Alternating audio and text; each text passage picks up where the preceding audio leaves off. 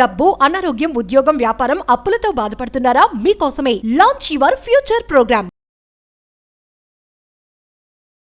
నమస్తే, welcome back to Suman TV. Present మనతో పాటు ఉన్నారు 24 ఇయర్స్ నుంచి అమెరికాలో ఉంటున్నటువంటి ఎంఎన్సీ ఎగ్జిక్యూటివ్ వీరభద్రరావు గారు. సార్తో మాట్లాడదాం. నమస్తే సార్. నమస్కారం. సార్, ట్రంప్ వైఖరి ఎలా ఉందంటే డబ్బు, చదువు, టాలెంట్, స్కిల్ ఉన్న వాళ్ళే అమెరికాకి రండి, మిగతా వాళ్ళు మాకు వద్దు అన్నట్టు ఉంది ట్రంప్ వైఖరి. అని అంటే ఏం చెప్తారు సార్? అసలు ఎవరు రాకండి అన్నది ఆయన వైఖరి.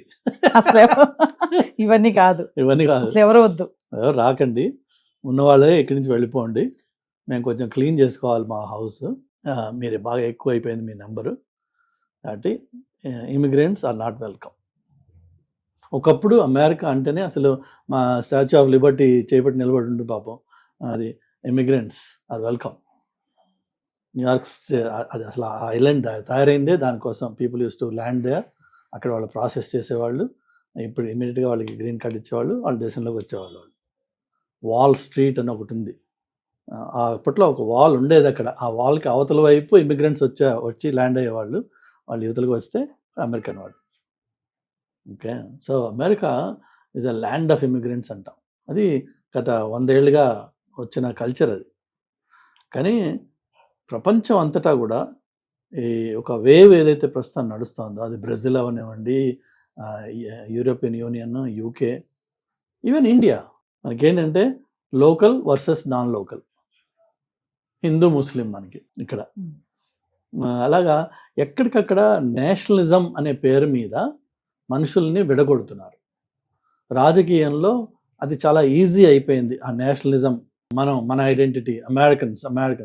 America itself was founded by immigrants. Because ఒరిజినల్గా అమెరికన్ అంటే ఎవరు? ఏదైతే సైడ్ లైన్ అయిపోయి అమెరికన్ వాళ్ళని ఇండియన్స్ అంటారు, వాళ్ళని ఇండియన్ అమెరికన్స్. సో ఇండియన్స్ ఎవరైతే ఉన్నారో, అబారిజిన్స్ అని, లేదంటే ఎవరైతే వాళ్ళ స్పెషల్గా మొదట్లో ఉండేవాళ్ళు, వాళ్ళు రియల్ అమెరికన్స్.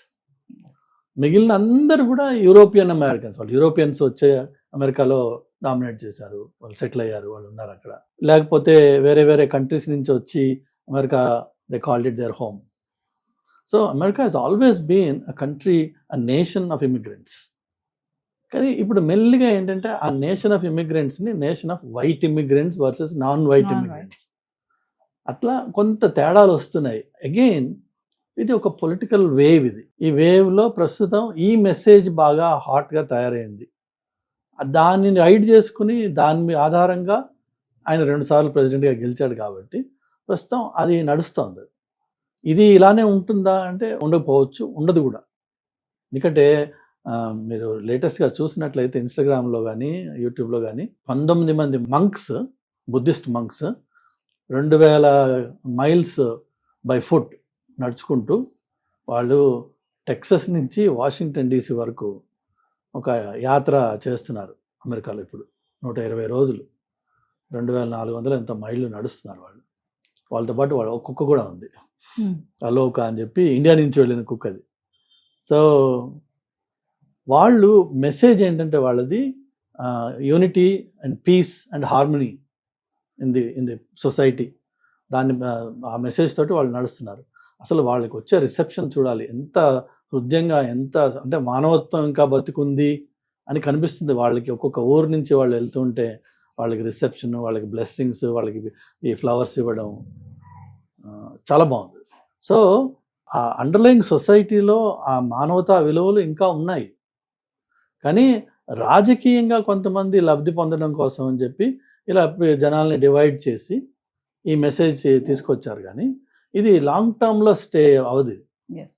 ఇప్పుడు ఆల్రెడీ అది నిర్వీర్యం అయిపోయింది. ఎందుకంటే మీరు ఏదైతే క్రిమినల్స్ని నేను తీస్తానని చెప్పి ఆఫీస్కి వచ్చి అసలు ఎలాంటి సంబంధం లేని వాళ్ళని, హార్డ్ వర్కర్స్ని, 30 ఏళ్ళ నుంచి అమెరికాలో ఉన్న వాళ్ళని కూడా ఏరి పారేస్తూ ఉంటే జనాలకు అది నచ్చట్లా. కాబట్టి మళ్ళీ కొంచెం సెన్స్ వస్తుంది వెనక్కి, but it will take time. ఏది కూడా రాత్రి మారదు.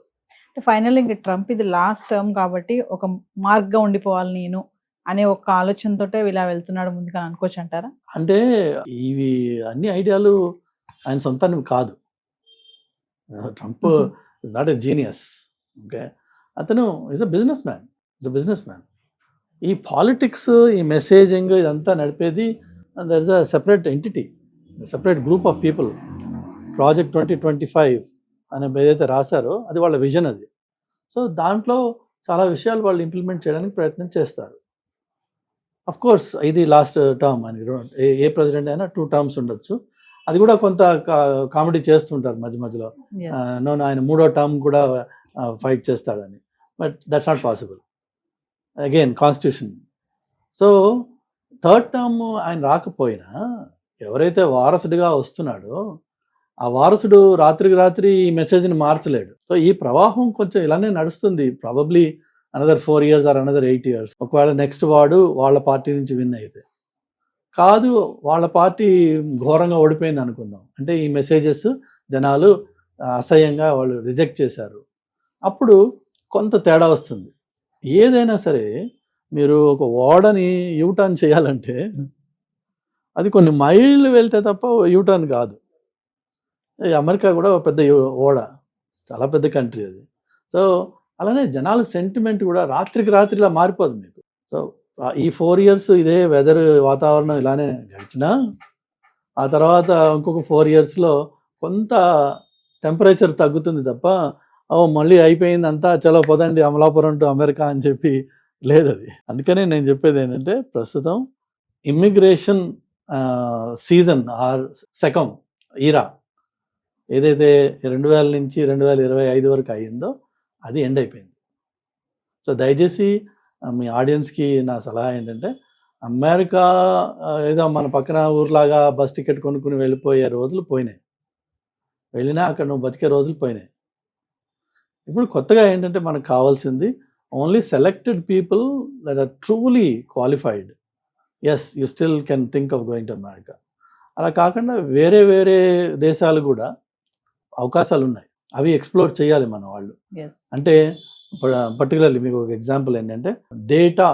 ఇప్పుడు ఏఐ అన్నది ప్రపంచాన్ని ఉర్రూతలగిస్తున్న ప్రస్తుతం ఒక బబుల్ అనండి కాదనండి మొత్తానికి ఆ వేడి నడుస్తుంది, ఆ హవా నడుస్తుంది. అది ఎన్ని రోజులు ఉంటుంది మన భగవంతుడికి తెలుసు. కానీ AI is all about data. Okay, so data related skills ఉన్న వాళ్ళు ఏఐలో అవకాశాలు సంపాదించవచ్చు. ఆ స్కిల్స్ ఉండి అది సంపాదించుకునే వాళ్ళు ఆఫీసులకే వెళ్ళి పనిచేయాల్సిన అవసరం లేదు. మీరు పోర్చుగల్లో కూర్చుని నొమాడిక్ లైఫ్ చేసుకుంటూ హాయిగా పోర్చుగల్ ఎక్స్ప్లోర్ చేస్తూ ట్యాక్స్ బెనిఫిట్స్ సంపాదించుకుంటూ అమెరికన్ కంపెనీకి ఏఐలో మీరు వర్క్ చేయొచ్చు. Or there are many European Union countries అలాంటి ఫెసిలిటీస్ ఇస్తున్నాయి. ఈవెన్ మన బ్యాంకాక్, ఆఫ్కోర్స్ థాయిలాండ్లో బ్యాంకాక్ని పక్కన పెడితే థాయిలాండ్లో మిగిలిన మంచి ప్లేసెస్ ఉన్నాయి.